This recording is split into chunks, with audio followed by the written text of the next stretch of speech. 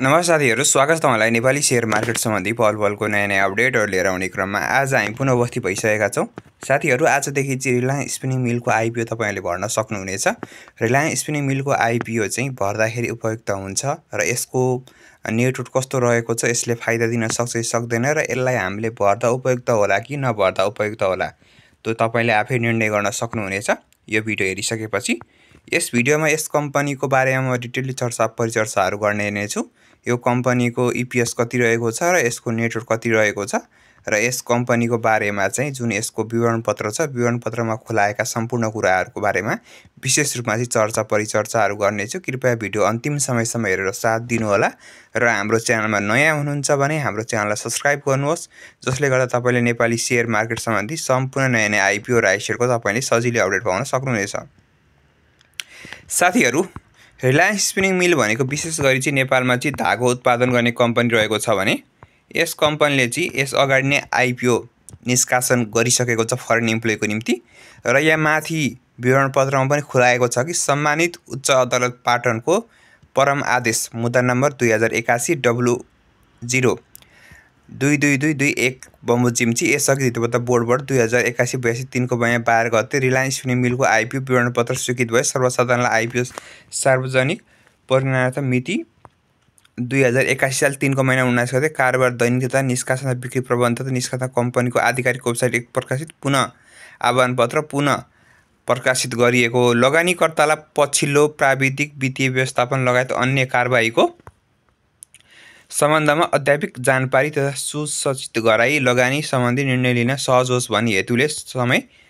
थप गरी यो आह्वान पत्र प्रकाशित गरिएको छ भन्ने कुरा चाहिँ यहाँ जानकारी गराइएको छ। किनकि यसभन्दा अगाडि चाहिँ रिलायन्स स्पिनिङको मिलको बारेमा चाहिँ अदालतमा मुद्दाहरु परेको र अदालतले नै यो कुराहरु चाहिँ ठीक रहेको अगाडि बढाउनु भन्ने कुरा भएको कारणले गर्दाखेरि चाहिँ यसमा पछिल्लो डाटा पनि थपेर चाहिँ यो प्रकाशन गरिएको भन्ने कुरा चाहिँ यहाँ जानकारी गराइएको छ। रिलायन्स स्पिनिङ मिलको बारेमा यसको रजिस्टर कार्यालय भनेको काठमाडौँ वडा नम्बर 28 कमलादी गणेश स्थानमा रहेको छ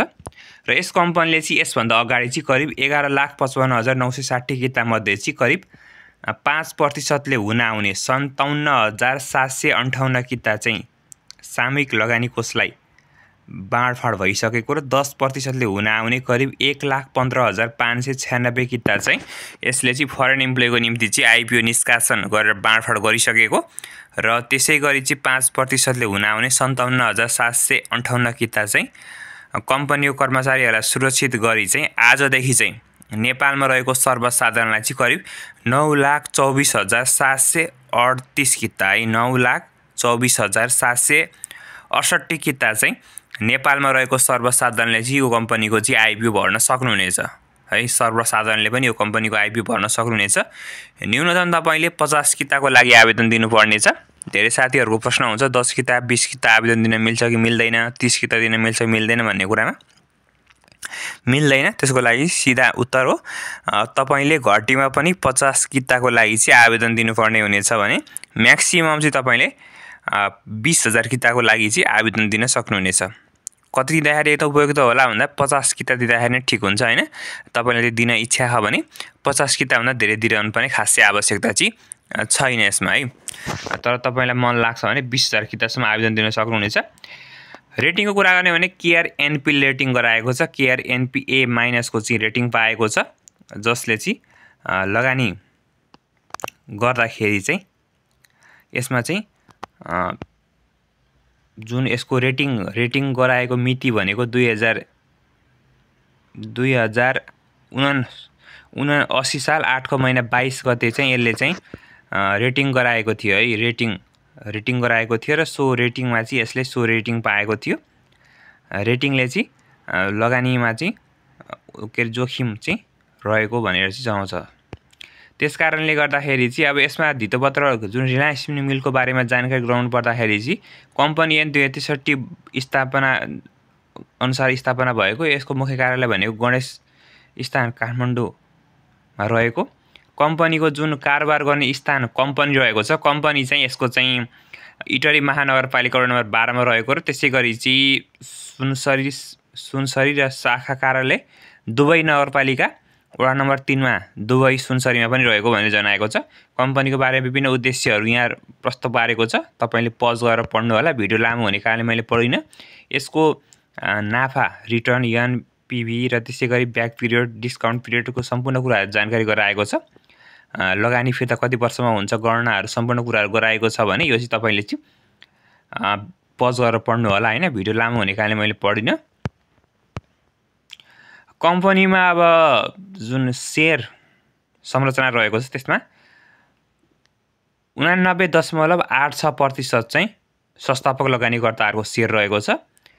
4.056% चाहिँ योग्य संस्थापक इन्स्टिट्युसनल इन्भेस्टरहरुको लगानी रहनेछ भने 6.084% चाहिँ यसमा चाहिँ सर्वसाधारणको शेयर रहनेछ। भनेको चाहिँ पब्लिकहरुको शेयर रहनेछ, जसमा चाहिँ फरेन इम्प्लोइ पनि पर्यो र नेपालबाट भर्ने हाम्रोहरु पनि पर्नु हुने भयो। र यसको जम्मा 6% मात्र हाम्रो जनरल पब्लिकको निम्ति चाहिँ निष्कासन भएको हैन, 4% इन्स्टिट्युसनल इन्भेस्टरहरुलाई निष्कासन भएको कारणले गर्दाखेरि बजारमा चाहिँ शेयर सप्लाईको रूपमा जम्मा 10% आउने भएको कारणले गर्दाखेरि चाहिँ यसको चाहिँ बजारमा चाहिँ यसलाई चाहिँ मार्केट क्यापिटलाइजेसनमा चाहिँ बजारमा चाहिँ थोरै शेयर सप्लाई हुन्छ, जसको कारणले गर्दाखेरि चाहिँ यसको मूल्य बढ्न सक्ने सम्भावना चाहिँ रहेको छ है। सम्भावना कुरा गरिरहेको छु, 100% हुन्छ भन्ने ग्यारेन्टी छैन। कम्पनीको जुन अध्यक्ष चाहिँ पवन कुमार गोल्यान रहेका छन् भने त्यसै गरी चाहिँ अन्य पदाधिकारीहरुको बारेमा पनि यहाँ जानकारी गराएको छ। भिडियो लामो हुने कारण मैले आफै पज गरेर पढ्नु होला। अब हामी मुख्य विषयवस्तुतिर आउँ हैन। यस कम्पनीको ईपीएस र नेटवर्थ, यस कम्पनीको ईपीएस चाहिँ कति रहेको छ भन्ने कुरा जानकारी गराउनु पर्दाखेरि चाहिँ यसको यहाँ आर्थिक वर्ष 2079-80 अनुसार चाहिँ 242 रुपैयाँ रहेको छ, जसको कारणले गर्दाखेरि यो कम्पनीको ओपनिङ रेन्ज 242 रुपैयाँ सम्म हुनेछ। 242 देखि 720 रुपैयाँ सम्म हुनेछ भने यसको जुन विद्युत महसुल छ, विद्युत महसुल पनि तिर्नु पर्ने भनेर चाहिँ यहाँ जानकारी गराएको छ। यदि विद्युत महसुल तिर्नु परेको खण्डमा विद्युत महसुलको बारेमा पनि यहाँ आवेदन पत्रमा स्पष्टसँग उल्लेख गराएको छ। सो नेटवर्क चाहिँ कम्पनीले विद्युत महसुल बापत तिर्नुपर्ने रकम 75,36,84,335 रुपैयाँ रहेको छ। सो यदि घटाएको खण्डमा तिर्नु परेको खण्डमा चाहिँ यसको नेटवर्क कति हुन्छ भन्दाखेरि चाहिँ 179 रुपैयाँ हुन्छ है, यहाँ लेखेको छ। भने यसको चाहिँ जुन प्रति शेयर आम्दानी चाहिँ आर्थिक वर्ष 2079-80 को अनुसार चाहिँ 54 रुपैयाँ चाहिँ यसको ईपीएस रहेको छ। पछि यसको ईपीएस चाहिँ अहिले अपरिष्कृत भनेको चाहिँ यो 80-81 को चाहिँ अनअडिटेडमा चाहिँ 2 रुपैयाँ चाहिँ यसको रहेको छ। र साथीहरु यस कम्पनीको चाहिँ अब रेटिङको सम्बन्धमा चाहिँ यहाँ पुनः फेरि यसले रेटिङ गराएको छ, जसमा चाहिँ केयर एनपी ए- रेटिङ पाएको भन्ने कुरा मैले अघि तपाईलाई जानकारी गराइहालेँ। र साथीहरु यो कम्पनीको बारेमा यिनै जानकारीहरु रहेको थियो। र तपाईले अब लगानी गर्दाखेरि चाहिँ यसभन्दा अगाडि चाहिँ यो कम्पनीले जुन इन्स्टिट्युसनल इन्भेस्टरहरुलाई बेचेको थियो, बुक बिल्डिङ मेथडमा चाहिँ जहिले पनि इन्स्टिट्युसनल इन्भेस्टरहरुलाई बेच्ने गरिन्छ सुरुमा, त्यसपछि बल्ल जेनरल पब्लिकहरुको निम्ति चाहिँ आउने गर्दछ। इन्स्टिट्युसनल इन्भेस्टरहरुलाई बेच्दाखेरि यसले जुन 7,70,640 किता चाहिँ यसले इन्स्टिट्युसनल इन्भेस्टरहरुलाई बेचेको थियो, त्यसमा चाहिँ कट अफ प्राइस चाहिँ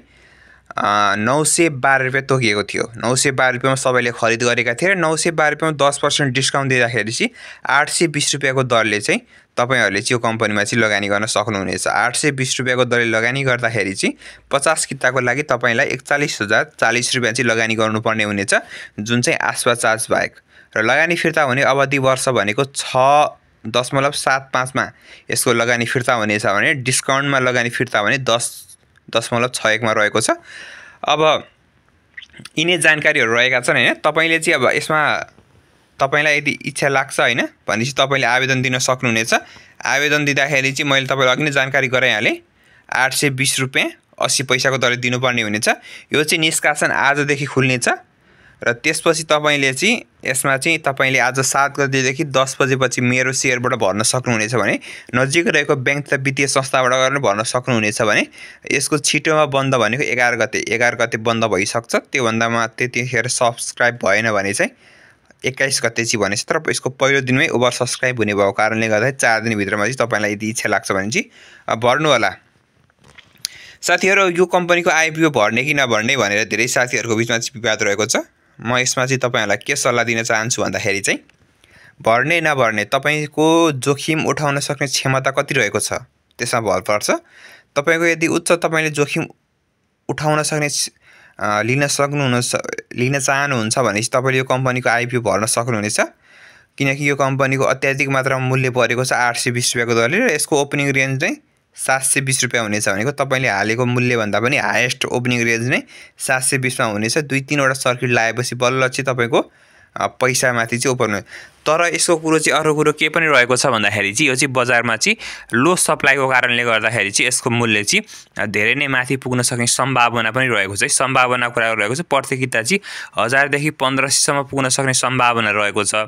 तपाईले यदि 41 रुपैयाँ लगानी गर्नुभयो भने त्यो बढेर 70-80 हजार सम्म पुग्न सक्ने सम्भावना रहेको छ अब त्यो भन्दा धेरै माथि बढ्न सक्ने सम्भावना पनि हुन्छ है तर यसमा रिस्क पनि छ है रिस्क चाहिँ तपाईको जोखिम पनि रहेको छ जोखिम चाहिँ 820 रुपैयाँ लगानी गर्नुभयो यदि तपाईको मूल्य पछि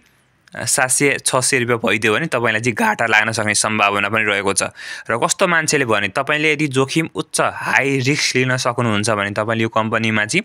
आवेदन दिन सक्नुहुनेछ तर तपाईलाई यदि जोखिम लिन मन छैन र तपाईसँग यति पर्याप्त मात्रामा पैसा छैन भने पनि आफ्नो मात्र पैसा लगानी गर्नु होला लोन लिएर कसैसँग सापटी लिएर चाहिँ कहिले पनि शेयर मार्केटमा लगानी गर्दाखेरि चाहिँ उच्च जोखिम हुने गर्छ त्यसकारणले आफूले कमाएको पैसा जुन चाहिँ कसैलाई फिर्ता गर्नु नपरोस् हैन घाटा भयो नि आफैलाई घाटा हुन्छ र तर तपाईले कसैसँग सापटी लिनुभयो भर्नुभयो एउटै घर परिवारबाट भर्दाखेरि तपाईको 5 जना परिवार छ भने पनि न्यूनतम तपाईलाई 2 लाख रुपैयाँ आवश्यक पर्छ हैन तपाईले यदि उच्च जोखिम लिन चाहनुहुन्छ भने 2 लाख रुपैयाँ सापटी लिएर तपाईले वा लोन लिएर यसमा आवेदन दिनु भएको खण्डमा चाहिँ मान्ने तपाईलाई परेको खण्डमा पनि यदि घट्यो भने चाहिँ तपाईको त पैसा त त्यो लोनको पैसा त जबरजस्ती तिर्नै पर्ने हुन्छ त्यसकारणले गर्दा तपाईसँग यदि सुरक्षित आफ्नो लगानी रहेको छ तपाई उच्च मात्रामा जोखिम लिन चाहनुहुन्छ भने तपाईले लगानी गर्न सक्नुहुनेछ नाफा भए पनि तपाईलाई चाहिँ यसमा राम्रो मात्रामा नाफा हुने सम्भावना पनि रहेको छ है किनकि तपाईको जम्मा बजार यसले 10% मात्र आइपिओ निष्कासन गरेको छ बजारमा चाहिँ लो सप्लाई भएको कारणले गर्दाखेरि जम्मा 11 लाख किता मात्र बजारमा आउँछ हैन त्यसपछि 7 लाख किता चाहिँ इन्स्टिट्युसनल इन्भेस्टरहरुलाई रहेको छ त्यसकारणले चाहिँ बजारमा चाहिँ यसको सप्लाई चाहिँ त्यस्तो धेरै आउँदैन जसो कारणले गर्दाखेरि यसको मूल्य चाहिँ 1000 1200 1500 सम्म 1600 सम्म पुग्न सक्ने सम्भावना रहेको छ सो अवस्थामा चाहिँ केही मात्रामा चाहिँ प्रॉफिट हुन सक्ने सम्भावना पनि छ है र यसमा चाहिँ अब रिस्क पनि उत्तिकै छ त्यसकारणले चाहिँ तपाईले जोखिम उठाउन सक्ने क्षमता चाहिँ कति रहेको छ त्यसमा तपाईको निर्भर गर्ने पर्छ भिडियो चाहिँ तपाईले हेरेर साथ दिनुभयो त्यसको लागि धन्यवाद र यो आह्वान पत्र चाहिँ तपाईले पढ्न सक्नुहुनेछ आह्वान पत्र पढ्नको निम्ति चाहिँ तपाईले ग्लोबल आर्मी क्यापिटलमा गएर पनि तपाईले चाहिँ यसको आह्वान पत्र चाहिँ पढ्न सक्नुहुनेछ भने चाहिँ र त्यसैगरी चाहिँ जुन हाम्रो रिलायन्स स्पिनिङ मिलको वेबसाइटमा गएर पनि पढ्न सक्नुहुनेछ भने 7 को मा गएर पनि तपाईले चाहिँ यसको विवरण पत्र पनि पढ्नु होला आवेदन दिन चाहनुहुन्छ भने चाहिँ सम्पूर्ण कुराहरु चाहिँ पढेर चाहिँ तपाईलाई चाहिँ यदि इच्छा लागेको खण्डमा चाहिँ तपाईले आवेदन दिन सक्नुहुनेछ व्यक्तिगत रूपमा चाहिँ म चाहिँ तपाईलाई भर्ने नभर्ने भन्दाखेरि चाहिँ त्यो चाहिँ हामीले भन्न मिल्दैन त्यसकारणले गर्दाखेरि सम्पूर्ण कुराहरु चाहिँ जानकारी लिएर चाहिँ तपाईले यदि भर्नुभयो भने चाहिँ तपाईलाई चाहिँ राम्रो हुनेछ साथीहरु भिडियो हेरेर साथ दिनुभयो तपाईले कहाँदेखि हेर्दै हुन्छ भन्ने नभन्ने अवश्य मात्र कमेन्ट गर्नु होला तपाईको कमेन्टको म प्रतीक्षामा हुनेछु भिडियो हेरेर साथ दिनुभएकोमा धेरै धेरै धन्यवाद रहेको छ